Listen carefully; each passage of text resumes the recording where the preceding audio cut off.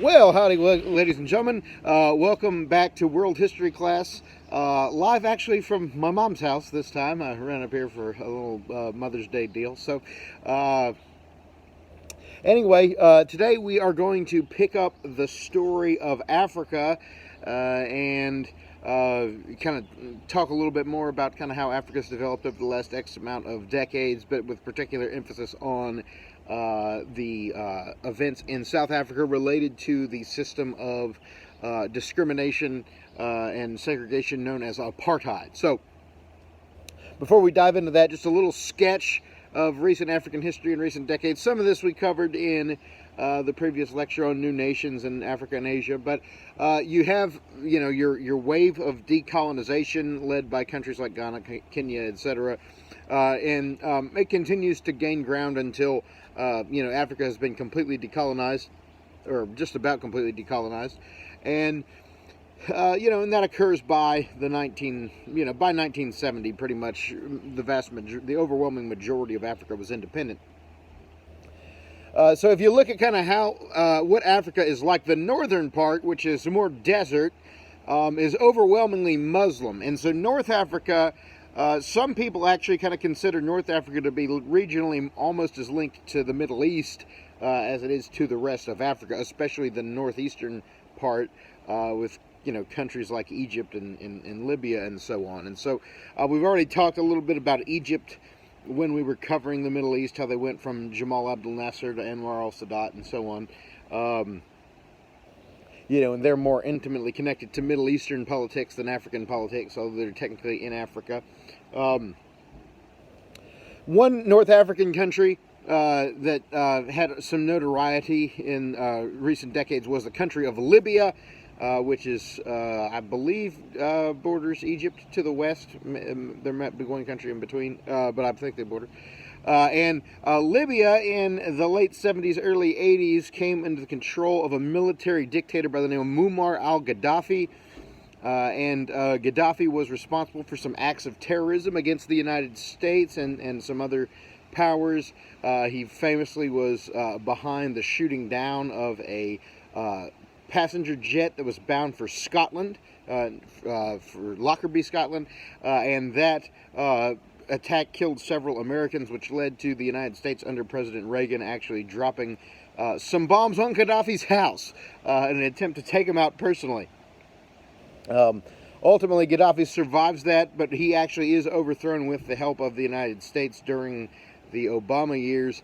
In the period in between, he actually had become a nuclear power, which was terrifying because he was a bad dude. But then after we went to war with Iraq and deposed Saddam Hussein for his nuclear ambitions, Gaddafi got wise and gave that up. So unfortunately, after Gaddafi was overthrown, Libya kind of plunged into a little bit of chaos. There's been some evidence of Islamic radicalism gaining ground in Libya and other countries of North Africa. So if the north of Africa is Muslim, then the south of Africa and the sub-Saharan, below the Sahara Desert, much of it tends to be a religious mixture of Christianity and animism, which was the traditional African religion. Animism is the idea that there's spirits and everything and all that. So what happens, a lot of the countries that are kind of on the line where they're between North Africa and Southern Africa wind up with sections where you've got like a Muslim north and a Christian / animist south. And the Christians and animists tend to occupy a lot of the same territory because the Muslims have gained certain territories and the others were natively animist and have increasingly been converted through missionary efforts and so on. Although, nowadays, there's a lot more local African ministers than there are missionaries now, But in fact, Africa has been Christianized to a stunning degree over the last 110, 115 years. At the beginning of the 20th century, Africa was like 10 or 12% Christian. It's like 50% by the turn of the century, and I think that number has even gone up a little bit since. So we're actually doing a fairly decent job of getting the gospel to Africa. So Nonetheless, you have these kind of regions a lot of times where the Muslim part and the animist / Christian part wind up kind of butting against each other, and so that leads to war in the nation known as Sudan, where there was a horrendous Muslim dictatorship that severely persecuted the Christian South.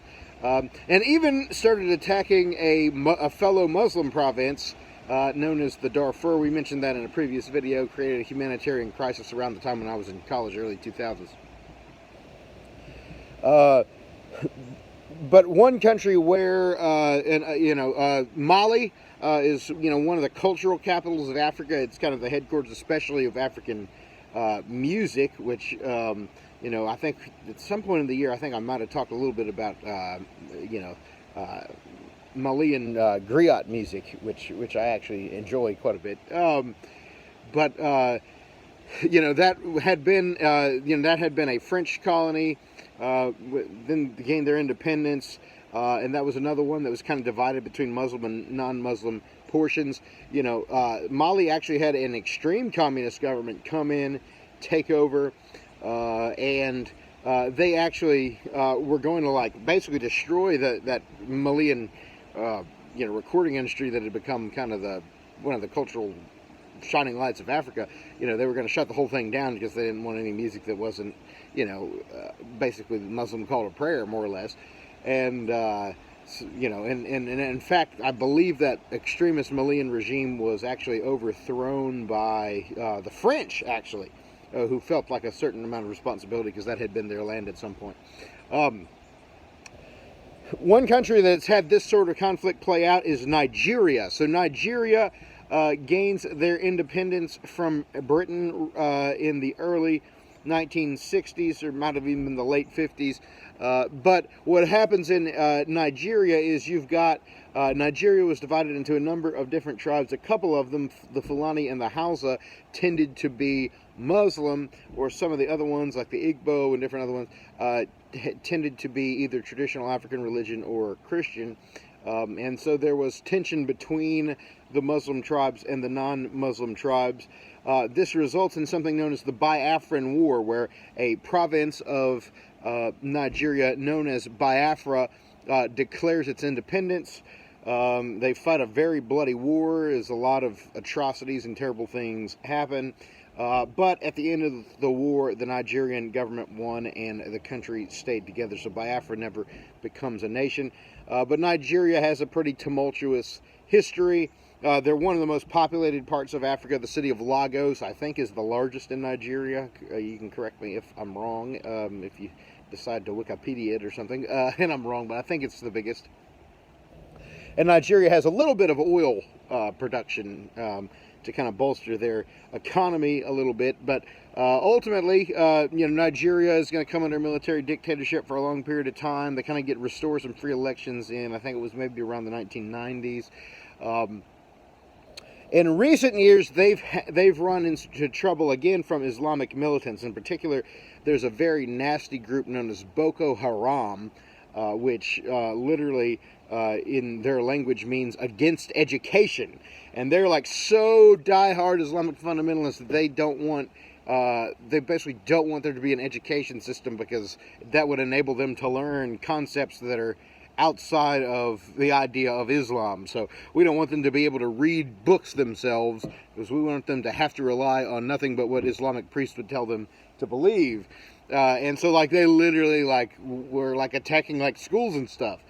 And in particular, there was this one really notorious incident where they kidnapped an entire girls' school and sold most of them into human trafficking. So just terrible, terrible organization. They bombed a couple of Christian churches or cathedrals on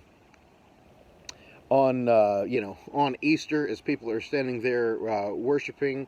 Just a whole bunch of things. And so there's been lots and lots of